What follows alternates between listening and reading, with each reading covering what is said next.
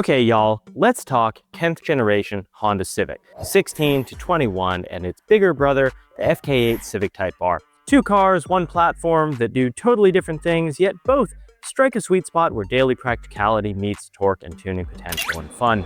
The standard Civic gives you miles per gallon, smartphone tech, enough rear legroom to Uber all your friends to the club. The Type R takes that same basic shell and bolts on 306 horsepower, adaptive dampers, Brembo brakes, and aero wings big enough to get you flagged at the airport.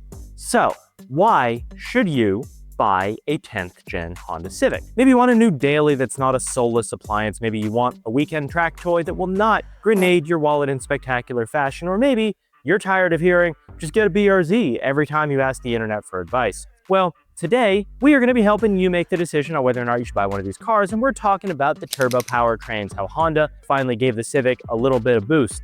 Literally. Handling and chassis tech, including the Type R's dual axis struts, interior tech and livability, because you're an adult, you need Apple CarPlay.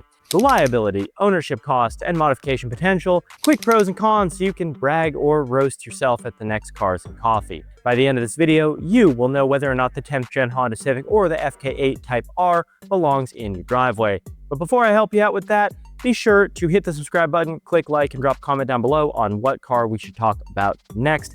Now let's get right into it. First up, we're talking about the regular 10th gen Civic, the 16 to 21. Again, those are the years for 10th gen. Now powertrain wise, things are pretty simple. You got an L15 V7 1.5 liter turbo in the EX Touring Sport and hatchback, 174 horsepower, 162 foot-pounds torque on 87 octane. This is direct injection, single scroll turbo, got a forged crank, oddly enough. And tuners can hit 220 to 240 wheel horsepower out of one of these things with a flash and a downpipe and some supporting mods intake and all that jazz. Honda reliability intact. Now the L15 V7 SI tune, 205 horsepower, 192 foot-pounds of torque, LSD, 6-speed manual. PRL intake, Honda out of tune, 230 to 250 wheel horsepower, still 35 miles per gallon on the freeway. There's also a K20 NA version. It is a lot less common. It exists in some of these, but I'm just not really gonna talk about it here because, to be frank with you, you're not buying one of these with the K20 NA motor. So why does all this matter? Well, this was the first mass market Civic with factory turbocharging, meaning easy torque for commuting and passing on the freeway, plus a lot more tuning potential if you want to get spicy with it later. Now, chassis and handling wise, this is the global compact platform from Honda, 25% stiffer torsionally than the 9th gen, 68 pounds lighter. Suspension is a McPherson strut front multi-link rear setup, and the rear links are aluminum on higher trim levels, which of course reduces unsprung mass. The steering is dual pinion electric rack variable, ratio 11:1 at center to 10.9:1 at full lock. It's quick, it's predictable, it actually feels pretty good, and it's way better than the rubbery 9th gen. Owners add a rear sway bar, lowering springs, and sticky 235 width tires swear the chassis wakes up like it just had a quad espresso. Body roll nearly disappears, yet ride comfort is not lost. Now tech and interior, this has got all the cool gadgets without the German car repair bills. The 10th gen has a 7-inch infotainment screen with CarPlay, Android Auto on most trims. It has Honda Sensing, which is your kind of standard safety features, ACC, lane keep, collision mitigation, standard by 2019 on all trims. Got a whole bunch of passenger space, it's even bigger than a Mark 8 GTI, and even some mid-size sedans, Honda really kind of maximized the space that was available in the car. It's got a big trunk in the sedan, it's got a really big hatch in the hatch, and as a translation to all that, you can haul friends' IKEA boxes or a set of track wheels without borrowing dad's pickup truck. Now, reliability and cost of ownership, well guys, you guessed it, it's a Honda Civic. There was an oil dilution myth on the early 1.5 turbo models. In cold climates, had fuel seep into the oil. Honda issued an ECU flash and updated piston rings in late 2018. Change your oil on a standard interval every 5,000 is fine. Run good gas and you are golden. These do have timing chains, not belts. There's 0 valve adjustments until 100,000 miles, which is great. Insurance rates lower than GTI or WRX equivalents thanks to stellar crash ratings and the fact that there's a lot of these on the road. Now, aftermarket and community-wise, well, it's a Honda Civic, so the community is already huge, although it's not an EG, so bear that in mind. You can get a Honda Ada Flash Pro or K-Tune V2. These are plug-and-play ECUs, 20-minute install, 40 horsepower gain, What more can you want? PRL Motorsports makes the intake for this platform, RV6 downpipe and a front pipe. There's intercooler kits, there's all kinds of stuff like that out there. There are Facebook groups, forums, Reddit. They have DIYs on every single thing you could possibly imagine for your 10th gen Civic. So to be honest with you, if you've got one of these and you want to modify it, it's really easy. It's a stress-free daily that you can make a 250 wheel horsepower sleeper without murdering your warranty or your fuel budget or your wallet. The Turbo Civic checks virtually every box, and they're cheap, 15 to 18K for an EX hatch, 22 to 25K for an SI with warranty left. Now, the fun one, the FK8 Civic Type R. The engine's a K20C1, it's 306 horsepower, and yep, you guessed it, it is turbocharged. It also packs 295 foot-pounds of torque, so it's not just high revving, and that comes on at 2,500 RPM, which means it's a blast to drive.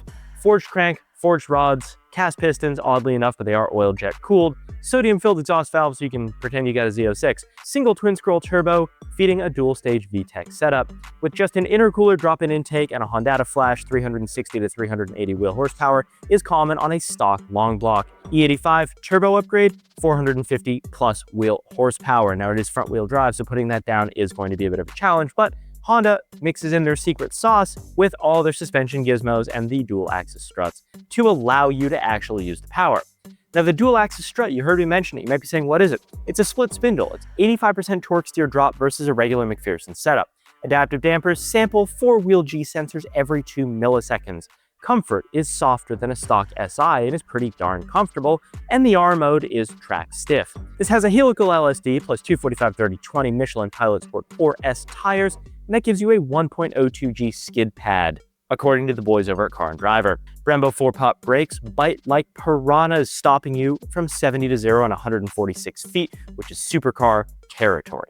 Now in 2020, there was a little facelift. You have a larger grille opening for 13% higher flow, and it dropped the radiator temperatures around 18 degrees when Honda tested it at Suzuka.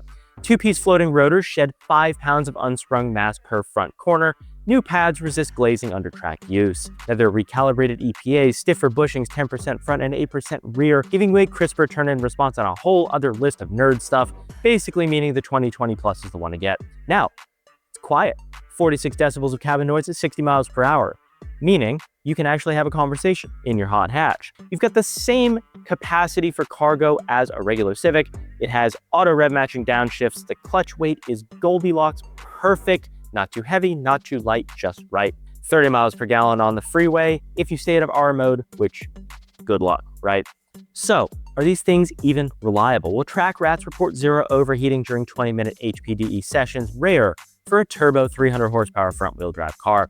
Warranty mods, Honda keeps flash counters low, so if you do want to be unscrupulous about it, you could. And dealers know it's a Type R, so if you're not blowing stuff up, they probably are fine with it. Pandemic era pricing is still in place. 2019's fetch around 40 grand. So bear in mind that these are not cheap cars. There's a huge community for these things. You can type in Civic Type R on Facebook and there you go. So what's the verdict? Well, if you want Nürburgring bred handling, 300 plus horsepower and a hatch that can haul a Home Depot run, the Type R is a Swiss Army knife with a flamethrower built in. Yes, the styling shouts anime mecha. Yes, thieves like them. It is a Honda Civic, but there's nothing else with this performance per dollar plus Honda reliability at that price point.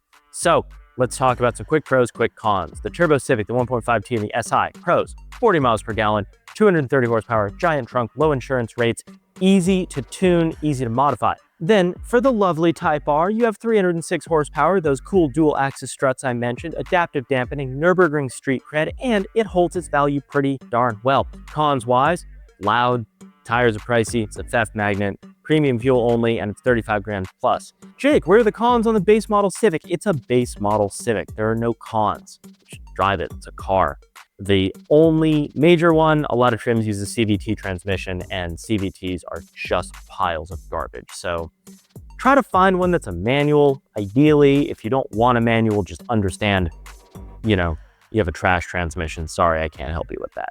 So let's wrap it all up. Are these good cars? Should you buy one? Well, whether you snag a $17,000 Turbo Civic base model hatch for daily duty or drop 40 bands on a Type R to hit the track, the 10th gen platform delivers an unrivaled mix of practicality, tuning headroom, and long-term reliability. Honda finally embraced forced induction, taking long enough but perfecting it, tossed in a stout chassis and kept the cabin big enough to embarrass mid-sized sedans in the comfort department. The FK8 adds Honda's engineering wizardry, dual-axis struts, adaptive dampeners, and aero that actually works, making it a giant killer in everything from autocross to time attack. Heck, we've even seen some drag builds go pretty darn quick. So what's the bottom line? Well, if you want fuel-sipping stability Monday through Friday and backroad grins on Saturday, the Turbo Civic is your gateway drug. If you want to blitz track day laps, rattle supercar owners at HPDE events, and still be able to hit Costco right after, the Type R is one of the best one-car solutions ever sold. Either way, your smile per dollar ratio is about to go straight line up, regardless of which one you pick. So what do you think? Are you picking up a 10th gen Civic, or is there another car that you'd like to see us talk about? Drop a comment down below. If the video helped you, hit the subscribe button, hit the like button, and we'll see you in the next one.